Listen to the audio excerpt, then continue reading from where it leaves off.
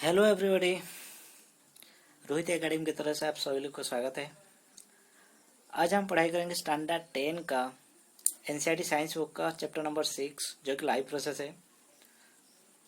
तो चलिए स्टार्ट करेंगे चैप्टर नंबर 6 लाइफ प्रोसेस, जो कि बायोलॉजिकल पार्ट है ये। तो पहला है कि लाइफ। तो उससे लाइफ के बारे में जानना है। तो लाइफ अगर आप लोग को सबको पता है कि कुछ होते हैं जो कि क्या होते हैं, हम बोलते हैं कि कुछ लिविंग होते हैं और कुछ नॉन लिविंग होते हैं। तो वो कुछ कैरेक्टरिस्टिक है उनके बीच में। कुछ प्रोसेस चलता रहता है कि लिविंग और नॉन लिविंग का डिफरेंस सेट होते रहते हैं। तो उसी हिसाब से हम उनको अलग कर सकते हैं कि हाँ ये लिविंग है और ये नॉन लिविंग है। तो पहला चीज देखो, लाइफ के बारे में दिया है कि earth happens to be the only known planet having life. Earth ऐसा एक प्लानेट है जो प्लानेट में क्या होता है कि लाइफ एग्जिस्ट कर सकता है। और अभी तक बहुत सारा बातें तो होता रहता है कि एलियन है और दूसरे कई प्लानेट में है। तो ये बात अभी तक तो प्रूव नहीं हुआ है। फिर भी छोड़िए, तो हम अर्थ ही जानते हैं कि अर्थ ऐसा एक प्लानेट है जो कि जहाँ पे लाइफ एग्जिस्ट हुआ है। और उसका एग्जाम्पल हम लोग खुद ही है जो कि अर्थ में है। So there are being which live die and the become part of the nature against. ठीक है, और यहाँ पे लाइफ है तो उसमें तो लाइफ भी होगा, डेड भी होगा और become nature of the part against. यहाँ पे हम ऐसे नहीं है कि खाली हम ही लोग रहते हैं, तो हम लोग के साथ जो है नेचर भी रहता है। नेचर को लेकर हम लोग का सराउंडिंग बना है, तो अर्थ में ये सब कुछ है। तो उसको लेकर ही हम लोग यहाँ पे एग्जिस्ट कर पा रहे कि एक लाइफ एग्जिस्ट हो पा रहा है। ऐसा नहीं विदाउट नेचर पे हम लोग नहीं रहे, यहाँ पे नेचर नहीं होगा। सोचो कि यहाँ पे अर्थ में अगर एयर नहीं रहेगा तो उसको छोड़ के, और हम बोलते हैं कि बहुत सारा जैसे कि वाटर नहीं रहेगा तो हम किसको लेकर हम एग्जिस्ट कर पाएंगे। सॉइल नहीं रहेगा, एयर नहीं रहेगा, वाटर नहीं रहेगा, तो कैन यू एग्जिस्ट? नो। ये सब कुछ छोड़ कर हम नेचर को छोड़ कर हम एग्जिस्ट नहीं कर पाएंगे।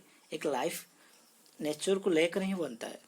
तो हम इसको छोड़ देंगे तो हमारा पार्ट जो है लाइफ का जो पार्ट वो सक्सेसफुल नहीं हो पाएगा। So living organism can be differentiated from the inanimate entities of the various parameters of the life process। हम जो बोलते हैं कि ये जो लिविंग ऑर्गेनिज्म और नॉन लिविंग ऑर्गेनिज्म, पहले से तो मैंने बोला इंट्रोडक्शन में दिया था कि हम लोग जो है लिविंग है और दूसरे कुछ ऐसे ऑर्गेनिज्म है जो नॉन लिविंग बोलते हैं।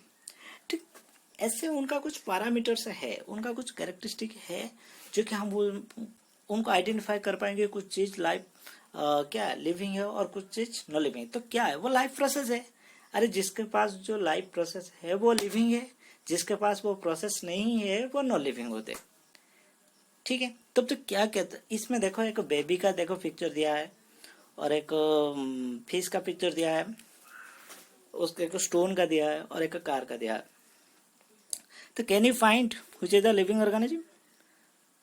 Yes, that's fish, baby, these are what living organism. Why? अगर ये मन पे आता है कि क्यों हम लोग तो स्टोन को नहीं बोले, कार को नहीं बोले, बट एक बेबी को बोले और जो फिश है उसमें उसको बोले क्या लिविंग, क्योंकि उनके पास लाइफ प्रोसेस है।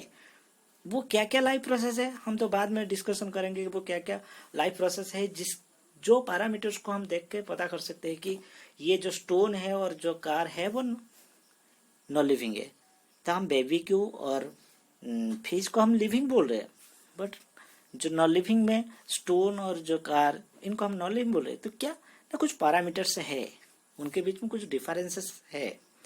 तो ठीक है, वो क्या डिफरेंसेस ना उनके बीच में कुछ लाइफ प्रोसेस का कुछ डिफरेंस है। तो चलिए वो लाइफ प्रोसेस क्या डिफरेंस है जाने। तो लाइफ प्रोसेस पहले देखो, the process which together perform the functions of the maintenance of life are called life process. कुछ लाइफ मेंटेनिंग करने के लिए, एक लाइफ एग्जिस्ट करने के लिए कुछ प्रोसेस जो है हमारे बॉडी में चलता रहता है। ठीक है, जो लिविंग है उनके बॉडी में चलता रहता है। नॉन लिविंग केस में तो वो तो लाइफ प्रोसेस नहीं होता है उनका, बस लिविंग का होता है। इसलिए तो हम लिविंग है, क्योंकि हम लोग के जो बॉडी में ये सब प्रोसेस होता रहता है। हम लोग के बॉडी में पूरा का पूरा जितना भी लिविंग ऑर्गेनिज्म जो भी है, तो उनके बॉडी में ये सब प्रोसेस होता रहता है। क्या क्या प्रोसेस होता रहता है, जैसे कि न्यूट्रिशन, रेस्पिरेशन, और उसके बाद देखो दिया है कि न्यूट्रिशन, रेस्पिरेशन, ये circulations, excretions, these all are the what? These all are the life process. ठीक है, यही सब लाइफ प्रोसेस हमारे बॉडी में होता है। ऐसे देखो, मैं पहले से बोल के आया कि कुछ पैरामीटर्स है लिविंग और नॉन लिविंग। क्या क्या पैरामीटर्स है? देखो, न्यूट्रिशन, एक लिविंग ऑर्गेनिज्म को ना फूड जरूरत है, क्योंकि वो फूड लेगा तो भी तो वो जिंदा रहेगा, उसके बॉडी को एनर्जी चाहिए। वो कहाँ से मिलेगा? उसको न्यूट्रिशन से। रेस्पिरेशन करता है, लिविंग ऑर्गेनिज्म का रेस्पिरेशन करता है।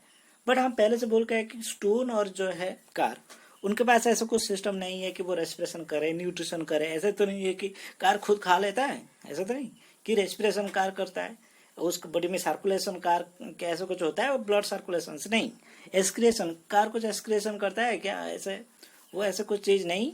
बस ये सब चीज हमारे बॉडी में होता रहता है। बट देखा जाए तो ये लाइफ प्रोसेस ऐसे नॉन लिविंग थिंग्स में ऐसे नहीं होता है, इसीलिए तो लिविंग ऑर्गेनिज्म के पास ये लाइफ प्रोसेस है। So the example of essential life process is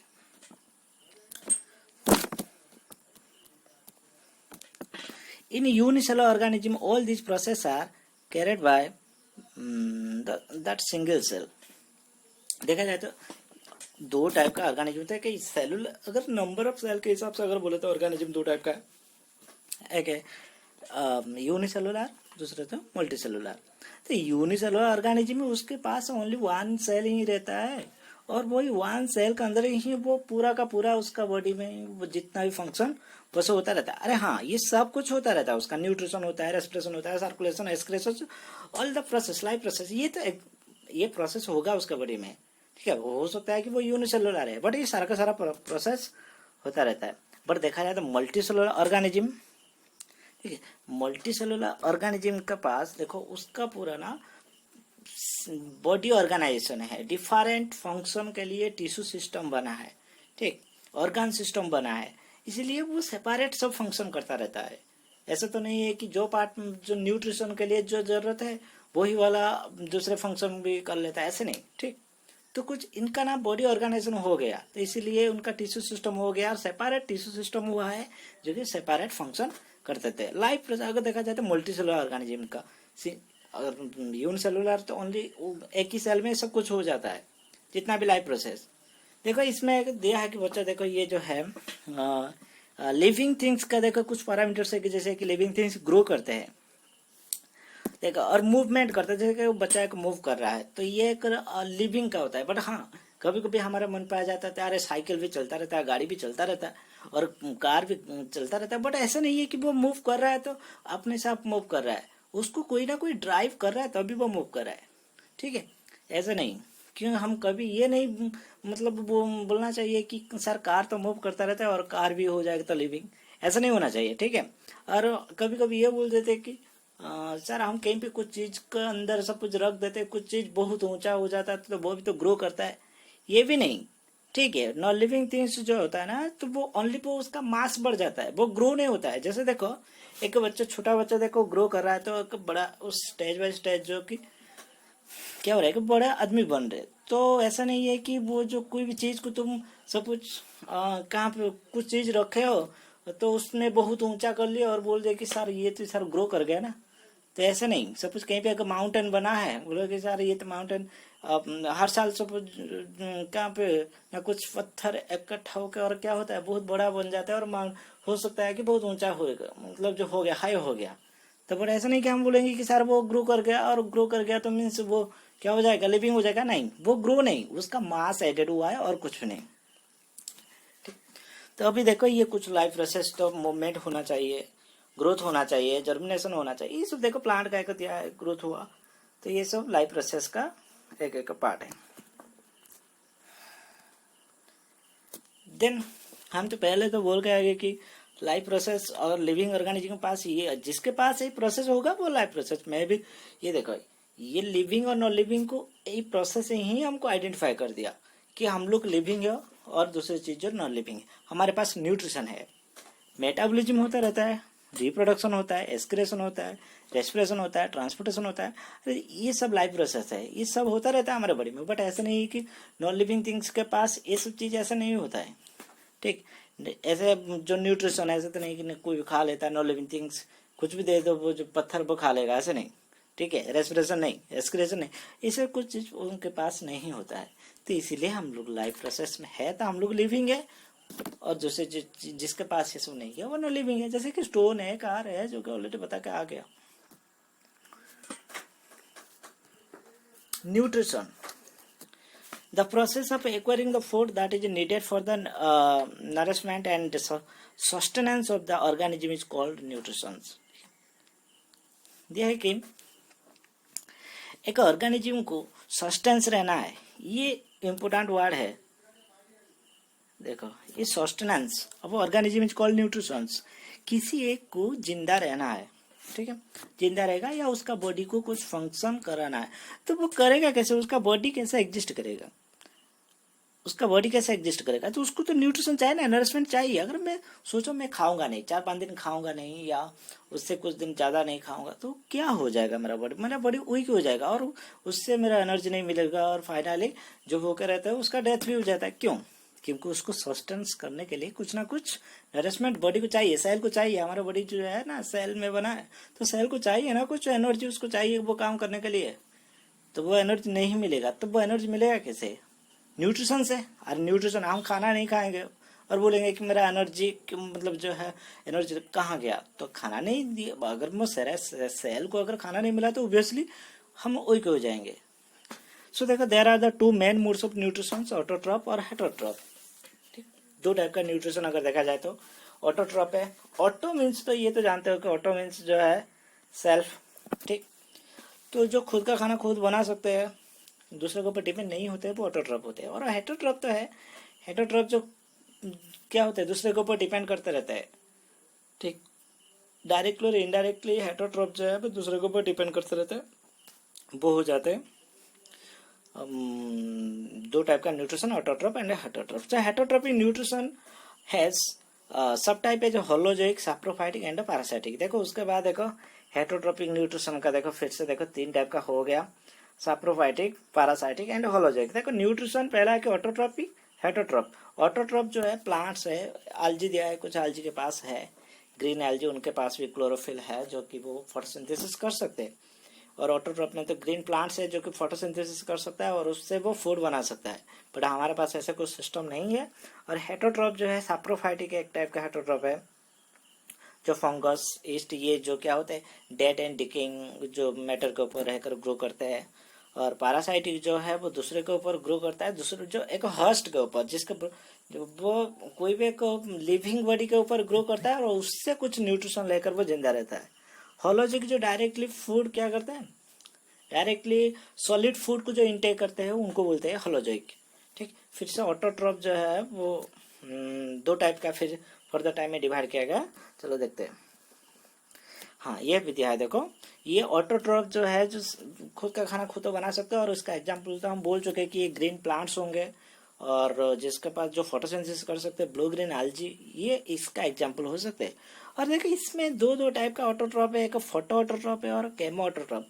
photo autotroph जो लाइट का प्रेजेंस में जो क्या करते हैं, खुद खाना बना सकते हैं, तो सोलर एनर्जी जैसे यूज करके प्लांट, ठीक, जो प्लांट हम बोलते हैं जो ग्रीन प्लांट्स, ये लोग ना सोलर एनर्जी यूज करते हैं, लाइट एनर्जी यूज करके अगर खुद खाना बना सकते हैं तो उसको फोटो ऑटोट्रॉप बोला जाता है। और केमो ऑटोट्रॉप कुछ केमिकल को लेकर और कुछ क्या बोलते हैं, कुछ केमिकल एनर्जी को यूज करके ये कुछ खाना बनाते हैं। जैसे कि यहाँ पे दिया कि ऑक्सीडेशन ऑफ केमिकल्स, कुछ केमिकल है जो कि उसको यूज करके कुछ ऑर्गेनिज्म जो रहता है वो क्या बना देते हैं, फूड, उनका सिंथेसाइज फूड बनाते हैं, फूड सिंथेसिस करते हैं, तो उनको बोला जाता है केमो ऑटोट्रॉप। ठीक, अभी हेटरोट्रॉप में ऑलरेडी मैं बता चुका हूँ कि होलोजिक न्यूट्रिशन तो जो डायरेक्टली इनटेक कर लेते हैं, जो सॉलिड फूड को डायरेक्टली इनटेक करते हैं। ठीक, जैसे हम लोग जाते हैं, ह्यूमन बींग से जाते हैं, ठीक, एनिमल से जाते हैं, ये होलोजिक न्यूट्रिशन पे जाते हैं। और सैप्रोफाइटिक न्यूट्रिशन में तो पहले से बता चुका हूँ कि सैप्रोफाइटिक जो डेड एंड डिकेइंग मैटर के ऊपर ग्रो करते हैं, ठीक, जैसे कि फंगस उसमें आते हैं। और पैरासाइटिक न्यूट्रिशन मैंने बोला था कोई भी होस्ट लिविंग बॉडी के ऊपर ये रहकर ग्रो करता है। ठीक, पैरासाइटिक में भी कुछ प्लांट भी है पैरासाइटिक न्यूट्रिशन का, कुछ एनिमल्स भी है पैरासाइटिक न्यूट्रिशन करते रहते हैं। ठीक, जैसे कि लाइस, टेपवार्म, फ्लेज, ये सब होते हैं ना, वो पैरासाइटिक न्यूट्रिशन करते हैं। ठीक, देन ऑटोट्रॉपिक न्यूट्रिशन में तो देखो autotrophic even organism can nourish itself, मैंने बोलता है कि सेल्फ जो है खुद का खाना खुद बना सकता है, तो इसको बोलते हैं क्या ऑटोट्रॉपिक न्यूट्रिशन। और इसमें फोटो ऑटोट्रॉप अगर होगा तो सनलाइट को यूज करेगा, और केमो ऑटोट्रॉप होगा तो केमिकल्स को यूज करेगा। ये दो टाइप का ऑटोट्रॉप न्यूट्रिशन के बारे में बोला है। और प्लांट जो है, प्लांट तो लाइट एनर्जी यूज करता है, इसका मीन्स फोटोट्रॉप करता है। और फोटोट्रॉप का देखो ये जो दिया है, few bacteria use chemical to derive the energy and called chemo autotroph. कुछ बैक्टीरिया ऐसे है जो बैक्टीरिया क्या करते हैं ना, केमिकल को यूज करके वो अपना फूड सिंथेसाइज करते हैं, तो उनको बुलाता है chemo autotroph. Nutrition in plant, plant का न्यूट्रिशन हम जानते हैं कि प्लांट एक ऑटोट्रॉप टाइप का न्यूट्रिशन, ठीक। प्लांट वो खुद का खाना खुद बना सकते हैं, और उनका एक स्पेशलाइज्ड फंक्शन है कि जो फोटोसिंथेसिस करते रहते हैं। तो it is the kind of nutrition in which inorganic material like carbon dioxide, water, it is are utilized to prepare the organic food by the process of photosynthesis. ठीक, green plants के पास ये photosynthesis होता रहता है, इसलिए तो ये क्या होता है autotrophic nutrition. Plants use the simpler organic material and convert it into the complex high energy molecules, carbohydrate. अब ये जो फोटोसिंथेसिस होता रहता है, तो कार्बन डाइऑक्साइड और वाटर को यूज किया, तो कार्बन डाइऑक्साइड और वाटर को यूज कर क्या बनाता है, ग्लूकोज बनाता है, जो कि स्टार्च फॉर द टाइम पे वो स्टार्च होकर क्या होता है, स्टोरेज हो जाता है, तो वो कार्बोहाइड्रेट होता रहता है। इसका मीन्स ये दिया है कि देखो प्लांट जो सिंपल इनऑर्गेनिक मटेरियल को यूज करता है, जैसे कार्बन डाइऑक्साइड, वाटर, इसको यूज किया, और ये फोटोसिंथेसिस कहाँ पे हुआ, क्लोरोफिल जो क्लोरोप्लास्ट है उसमें हुआ, क्लोरोप्लास्ट में, और होकर वो क्या बना दिया, ग्लूकोज बना दिया, जो कि फॉर द टाइम में स्टार्च होता है। तो ग्लूकोज जो है वो कार्बोहाइड्रेट है, जो कि स्टार्च जो हम जिसको बोलते हैं वो क्या हो जाएगा, वो हो जाएगा स्टार्च। अभी देखो ये जो है ऑटोट्रॉपिक न्यूट्रिशन का एग्जांपल तो दे दिया कि प्लांट है, और प्लांट के पास देखो ये सनलाइट, ये जो है सनलाइट, ये सनलाइट है, तो ये सनलाइट, और सनलाइट के देखो ये देन सनलाइट, ये लीफ में अगर क्या होता है, लीफ में क्लोरोफिल है, और क्लोरोफिल जो होता है क्लोरोप्लास्ट रहता है, और क्लोरोप्लास्ट क्या करता है, सनलाइट को एब्जॉर्ब करता है, देन ये स्टोमाटाल देकर कार्बन डाइऑक्साइड भी एक्सचेंज होता रहता है, ऑक्सीजन और कार्बन डाइऑक्साइड तो फोटोसिंथेसिस के लिए जरूरत है, तो कार्बन डाइऑक्साइड मिला, रूट देकर जो है वो वाटर मिला, इधर कार्बन डाइऑक्साइड मिला एयर से, एंड सनलाइट मिला, ये तीनों चीज ही रॉ मटेरियल मिल गया किसको, प्लांट को। अब ये फर्दर टाइम में ये क्या बनाएंगे, फर्दर टाइम में ये जाकर फोटोसिंथेसिस करेंगे, और फोटोसिंथेसिस में आप सभी लोगों को पता है कि फोटोसिंथेसिस में क्या क्या बनता है, फोटोसिंथेसिस में स्टार्च बनाते हैं प्लांट, क्या बनाते हैं, स्टार्च, जो कि कार्बोहाइड्रेट कंपाउंड है, ठीक है।